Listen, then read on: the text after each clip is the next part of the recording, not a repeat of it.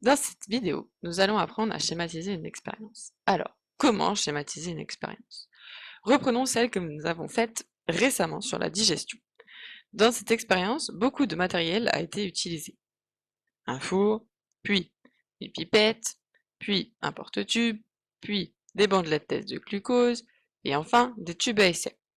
Mais là où tout se passe, là où les réactions ont lieu, ce sont dans les tubes à essai. Alors, l'important est de schématiser ces tubes à essai et leur contenu. Pour ce faire, 3 outils sont indispensables. 1. Le crayon de papier. 2. La règle. Et enfin, la gomme.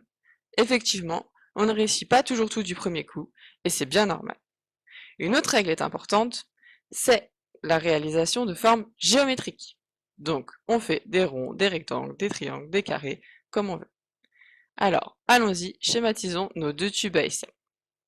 Tout d'abord, nos 2 tubes, puis leur contenu, on avait mis du pain dans chacun d'entre eux, et ensuite de l'eau dans un tube, et dans le second, de la salive.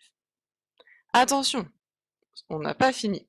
Un schéma doit comporter, et vous le savez, des légendes et un titre. Alors, allons-y. Reprenons nos tubes à essai. Donc, nous avons les tubes à essai, puis les morceaux de pain, puis l'eau, puis la salive.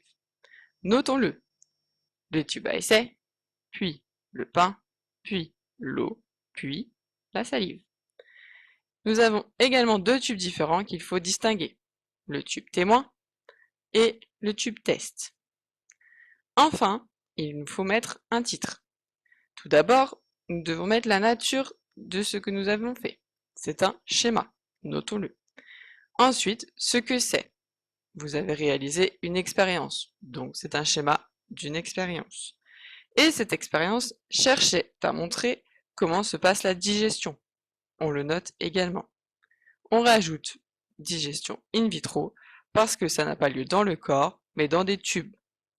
Enfin, pour terminer, afin que notre schéma soit bien propre, nous soulignons le titre.